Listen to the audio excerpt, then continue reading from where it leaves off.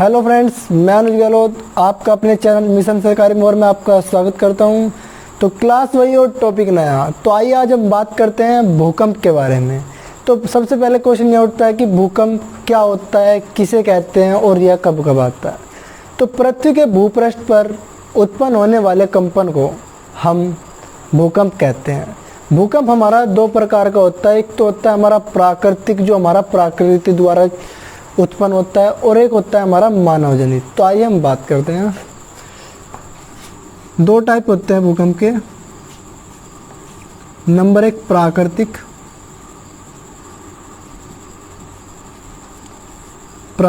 और नंबर दो होता है मानव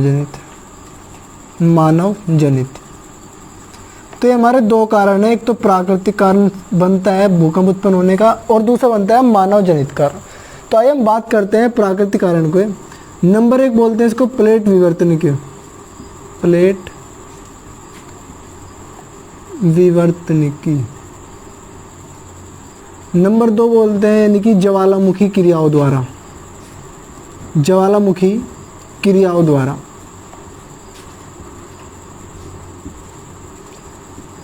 नंबर तीन होता है हमारा पहाड़ों का संकुचन या चट्टानों का संकुचन।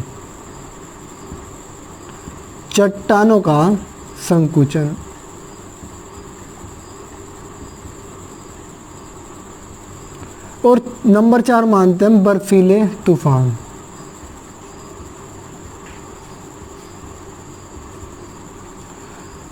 तो ये हमारे प्राकृतिक जनित भूकंप, यानी कि इन कारणों से हमारा भूकंप उत्पन्न हो सकता है। और अब बात करते हैं मानव जनित में हमारा बांध का निर्माण, सड़कों का निर्माण, जो हमारी पर्वतों पर सड़कों का निर्माण होता है उनके कारण, और परमाणु परीक्षण, जो हमारे परमाणु परीक्षण होते हैं उनके द्वारा भी उत्पन्न हो सकता है। तो आइए हम पहले बात करेंगे मानव जनित के बारे में। जो मानव जनित है, जैसे कि हमारा बांध, सड़कें और परमाणु परीक्षण।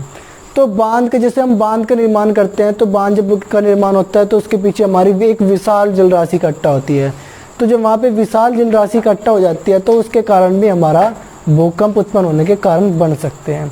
दूसरे नंबर पर बात करते हैं हम सड़कों की। जो हमारी पर्वतों पर सड़क बनाई जाती है, या तो वहाँ पे बड़ी बड़ी चट्टानों या पहाड़ों को काट कर बनाई जाती है, या उनमें थोड़ा विस्फोट करके वहाँ पे रास्ता बनाया जाता है।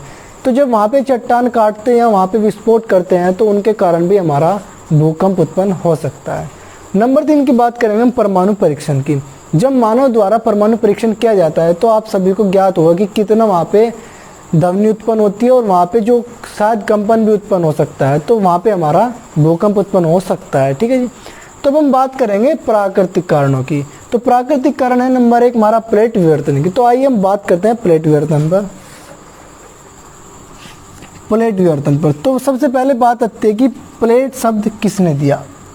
तो आइए हम बात करते हैं जो हमारा प्लेट विवर्तनिकी में प्लेट शब्द किसने दिया। तो प्लेट शब्द हमारा टूजो विल्सन ने दिया था। ये हमारे एक वैज्ञानिक थे जिन्होंने हमारा प्लेट शब्द दिया। ठीक है जी। तो आइए हम बात करते हैं प्लेट विवर्तनिकी जो कॉन्सेप्ट है ये किसने दिया। प्लेट विवर्तनिक ये जो कॉन्सेप्ट था, ये कॉन्सेप्ट किसने दिया। ये जो कॉन्सेप्ट था ये हमारा, एक तो हमारे यहाँ पे मॉर्गन, किसने दिया, ये हमारे एक वैज्ञानिक थे मॉर्गन, जिन्होंने हमारा प्लेट विवर्तनिकी कॉन्सेप्ट दिया। अब ये बात करते हैं जो हमारा प्लेट विवर्तनिकी कॉन्सेप्ट, तो इसको हमारे प्रकाश में किसने लाया। तो प्रकाश में हमारे तीन वैज्ञानिक थे जिसका इन्होंने प्रकाशन किया। प्लेट विवर्तनिकी कॉन्सेप्ट का जो प्रकाशन किया था वो क्या था, एक तो थे हमारे विल्सन, एक थे हमारे मैकेंजी, और एक थे नंबर तीन के पार्कर। ठीक है जी। तो हमारी जो प्लेट शब्द दिया था वो हमारा टूजो विल्सन ने दिया था। जो हमारा प्लेट विवर्तनिक जो कॉन्सेप्ट था वो हमारे एक वैज्ञानिक थे मॉर्गन, जिन्होंने हमारे यह कॉन्सेप्ट दिया। और फिर इस कॉन्सेप्ट का जो प्रकाशन किया था वे थे हमारे विल्सन, मैकेंजी और पार्कर। तो आइए हम बात करते हैं कुछ प्लेट विवर्तनिक के बारे में। इस पर किस प्रकार का बल लगता है और किस टाइप से हमारी फैलते हैं। तो मानो ये हमारी पृथ्वी का भूपटल है। भूपटल उसे बोलते हैं जो हमारा पृथ्वी की ऊपरी हिस्सा होता है। तो इसको और अधिक जानकारी के लिए आप मेरी क्लास देख सकते हैं जिसमें पृथ्वी की आंतरिक संरचनाओं के बारे में पढ़ाया है मैंने, ठीक है जी। तो आइए बात करते हैं, हमारा भूपटल हुआ तो जब हमारा यहाँ पे कंपन उत्पन्न होंगे, यहाँ पे हमारा जो हमारा भूपटल होता है ये हमारा सॉलिड फॉर्म में होता है और जो इसके अंदर का हिसाब होता है वो हमारा लिक्विड फॉर्म में होता है। तो यहाँ पे जो हमारा लिक्विड फॉर्म में होता है अंदर, इसको बोल देते हैं मैग्मा। क्या बोलते हैं? मैग्मा। तो जब हमारा मैग्मा, क्योंकि यहाँ का जो टेम्परेचर होता है वो बहुत ज़्यादा होता है, तो यहाँ पे जो हीट एनर्जी निकलेगी और यहाँ पे कुछ रेडियो एक्टिव किरणें भी होती है, तो यहाँ पे हीट एनर्जी निकलेगी। तो जब हमारी हीट एनर्जी निकलेगी तो यहाँ पे सीधी वे फोर्स लगाएगी, इस टाइप से फोर्स लगाएगी।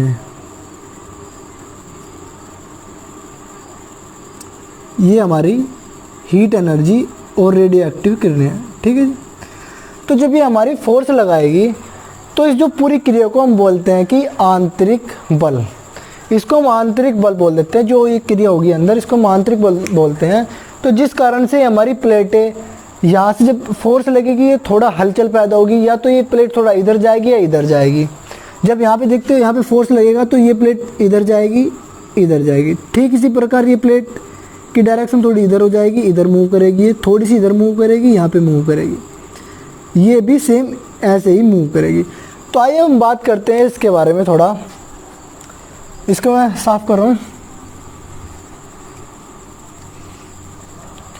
तो जो पार्ट है इसको मैं यहाँ पे लिख रहा हूँ, ठीक है जी।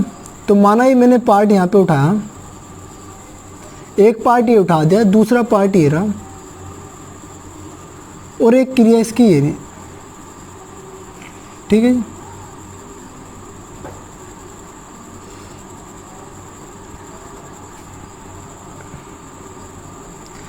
तो जब हमारा यहाँ पे फोर्स लगेगा तो एक प्लेट हमारी इधर मूव करेगी, दूसरी प्लेट हमारी इधर मूव करेगी, ठीक है जी।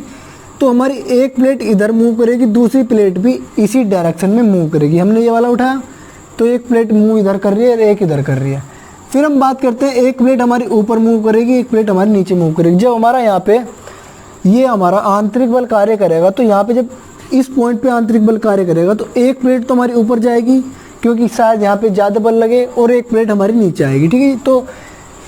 तो जब हमने ये यहाँ से प्लेट उठाकर यहाँ पे लिखी तो एक जो डायरेक्शन इसकी इधर जाएगी बल के कारण, जो हमारी हीट एनर्जी होगी, रेडियो एक्टिव होगी। जब यहाँ पे हमारा ये फोर्स लगाएगी, यहाँ पे फोर्स लगाएगी तो ये प्लेट थोड़ी ऐसे मूव हो जाएगी और ये प्लेट थोड़ी ऐसे मूव हो जाएगी। तो ये हमारी कुछ इस प्रकार बन जाएगी, ठीक है जी। तो जब यहाँ पे दरारें बन जाएगी तो ये हमारा जो मैग्मा होगा ये हमारा ऊपर जाएगा। तो यहाँ पे कभी कभी तो यहाँ पे ज्वालामुखी की क्रिया होगी, और जब यहाँ पे हमारा जो मैग्मा ये हमारा बाहर जाएगा तो यहाँ पे कंपन उत्पन्न होने की बहुत ज़्यादा संभावनाएं बढ़ जाती है, जिससे हमारा भूकंप आ जाता है। तो इसको बोल देते हैं हम अपसारी बल, इसको हम अपसारी बोलते हैं। अब हम बात करेंगे इसकी, जो हमारे दोनों डायरेक्शन, दोनों बल एक ही साइड में लगेंगे, ठीक है जी। तो जब ये हमारा ऐसे यहाँ पे हीट एनर्जी और हमारी रेडियो एक्टिव किरणें या आंतरिक बल यहाँ पे कार्य करेगा तो ये कुछ इस प्रकार मूव करेगी, ठीक है जी। तो जो यहाँ पे मूव करेगी तो इस यहाँ पे फिर यहाँ पे कंपन उत्पन्न होंगे। क्या उत्पन्न होंगे? कंपन। तो जिसके कारण हमारा भूकंप उत्पन्न होने की स्थिति बढ़ जाती है। इसको बोल देते हैं हम अभिसारी बल। क्या बोलते हैं? अभिसारी बल। अभिसारी बल। और अब हम बात करेंगे इसकी, जब हमारा यहाँ पे जो हमारी हीट एनर्जी है और रेडियो एक्टिव वेव्स होती हैं, जब ये हमारी यहाँ पे फोर्स लगाएगी तो एक परत हमारी ऊपर जाएगी, एक परत हमारी नीचे आएगी। तो जब हमारी परतें थोड़ा ऐसे होगी तो वहाँ पे भूकंप उत्पन्न होने की संभावना बढ़ जाती। तो ये कुछ ऐसी बनेगी, इस टाइप की, ठीक है जी। तो जब ये आकार बनेगा इनका तो यहाँ पे कंपन उत्पन्न हो जाएंगे, जिसके कारण हमारा भूकंप उत्पन्न होने की संभावना बढ़ जाती है। तो इसको बोलते हैं हम संरक्षी बल। क्या बोलते हैं? संरक्षी बल। संरक्षी बल। तो ये हमारी थी प्लेट विवर्तन की थ्योरी के बारे में। तो अब हम बात करते हैं ज्वालामुखी क्रिया। तो जब हमारी ज्वालामुखी उत्पन्न होती है तो वहाँ पे बहुत मात्रा में जब मैग्मा हमारा अंदर से बाहर निकलता है तो वह हमारा लावा के रूप में निकलता है। तो लावा जब हमारा बाहर निकलेगा तो वहाँ पे बहुत ज़्यादा कंपन या ध्वनि उत्पन्न होंगी, जिसके कारण हमारा भूकंप उत्पन्न होने की संभावना बढ़ जाती है। फिर बात करते हैं हम नंबर 3 पॉइंट की, हमारा था चट्टानों का संकुचन। तो जब हमारा मैग्मा या लावा, जब हमारा मैग्मा अंदर से निकलेगा और वो बाहर जमकर ठोस रूप में परिवर्तित होगा तो उसको बोल देते हैं हम लावा। जब वो धीरे धीरे अपना आकार थोड़ा संकुचित करेगा तो उसके कारण भी हमारे कंपन उत्पन्न होते हैं। जब हमारे कंपन उत्पन्न होते हैं तो वहाँ पे भूकंप आने की संभावनाएं अधिक बढ़ जाती है। और फिर नंबर 4 पॉइंट था, मैंने बताया था जो हमारे प्राकृतिक स्रोत यानी कि प्राकृतिक कारणों से हमारा भूकंप आता है। तो नंबर 4 था बर्फीले तूफान। तो जब हमारे बर्फीले तूफान आते हैं तो बर्फ़ के बड़े बड़े टुकड़े हमारे हवा में उड़कर इधर से उधर गिरते हैं। तो जब वे गिरते हैं तो वहाँ पे हमारी भूकंप आने की संभावना बढ़ जाती है, क्योंकि एक बहुत ही हैवी वेट का जो हमारा बर्फ़ का जो गोला मानो या कुछ भी आकार मान लो उसका, वो हमारा पृथ्वी पर गिरेगा तो वहाँ पे हमारे कंपन उत्पन्न होने की संभावना बढ़ जाती है, जिससे हमारा भूकंप आने की संभावना अधिक बढ़ जाती है। ठीक है जी। तो आइए हम बात करते हैं कुछ भूकंप के बारे में कि भूकंप हमारा किस टाइप से उत्पन्न होता है और क्या क्या इफेक्ट डालता है वो।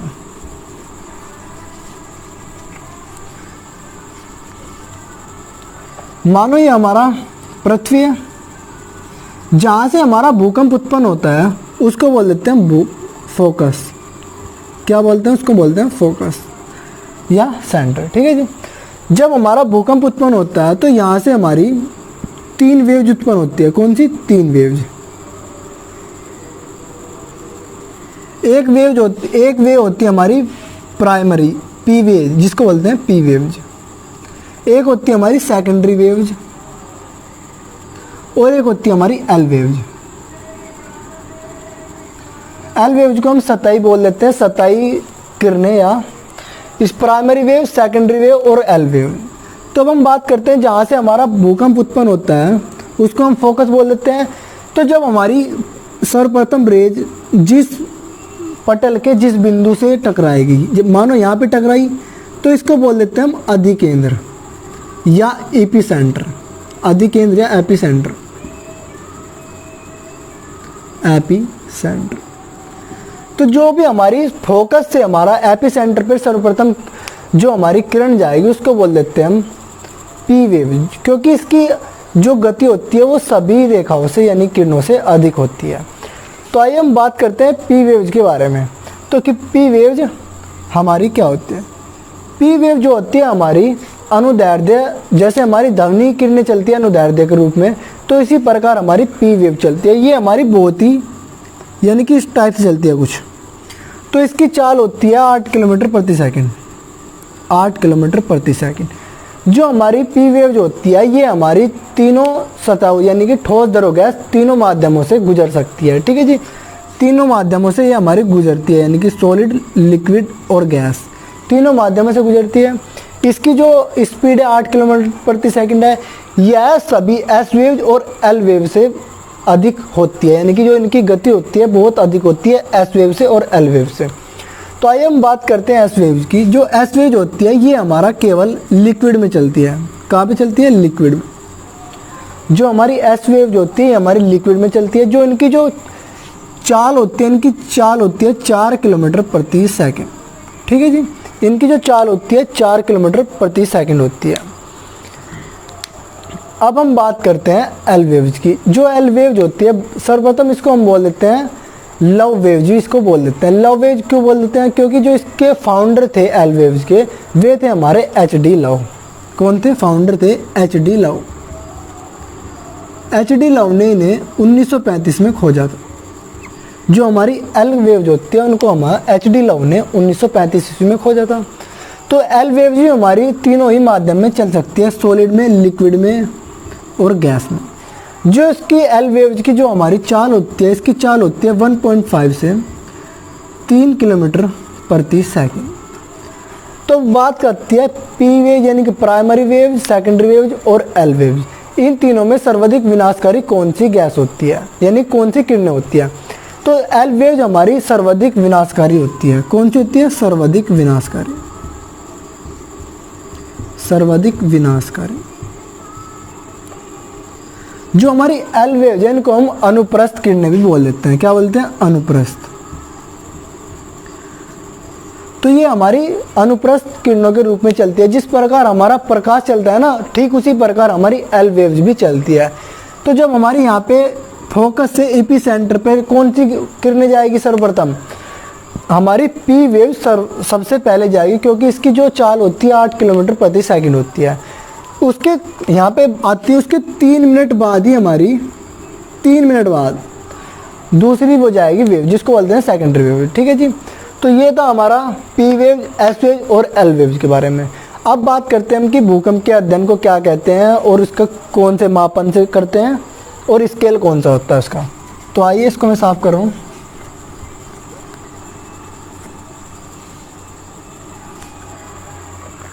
अब हम बात करते हैं भूकंप का अध्ययन क्या कहलाता है।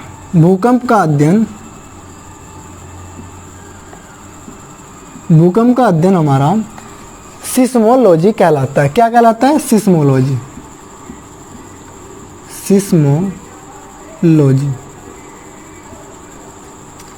अब हम बात करते हैं जो हमारा अध्ययन है वो हमारा सिस्मोलॉजी कहलाता है, और जो हम इसमें मापन करते हैं उसको बोलते हैं हम सिस्मोग्राफ। मापन, भूकंप का मापन क्या में होता है? सिस्मोग्राफ में।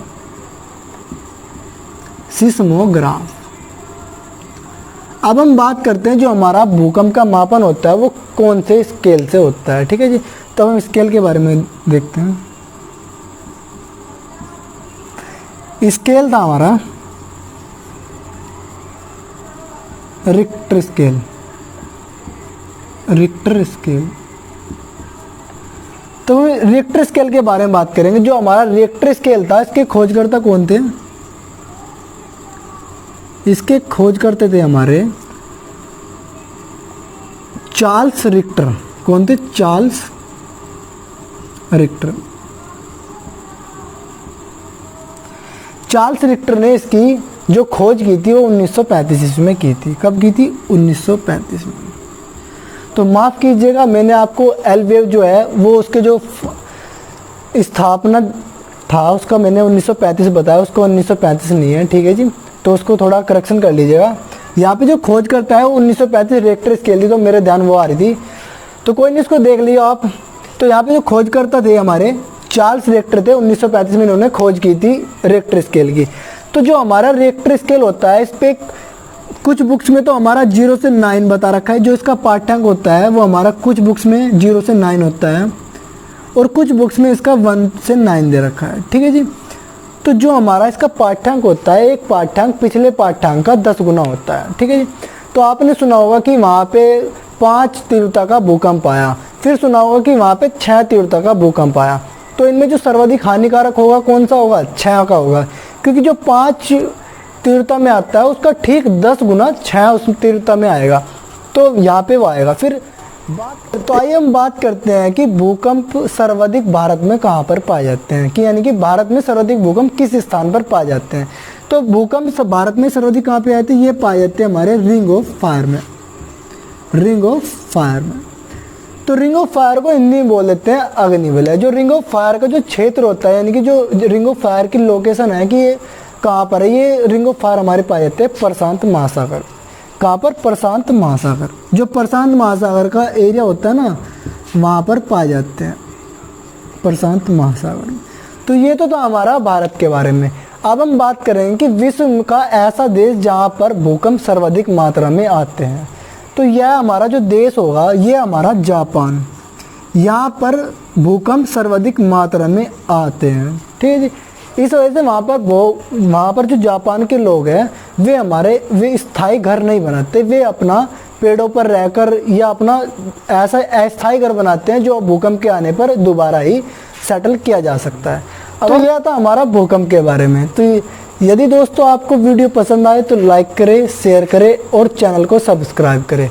तो यदि आपको हमारा जो मैंने आपको बताया था भूपटल के बारे में, उसके बारे में आपको अधिक जानकारी चाहिए और जो अभी ज्वालामुखी के बारे में बताया तो उसको यदि आपको डिटेल में पढ़ना है तो आप डिस्क्रिप्शन में दिए हुए लिंक पर क्लिक करें। वहाँ आपको एक क्लास मिलेगी, उसको जाकर देखें और अपना प्यार ऐसे ही बनाए रखें। धन्यवाद।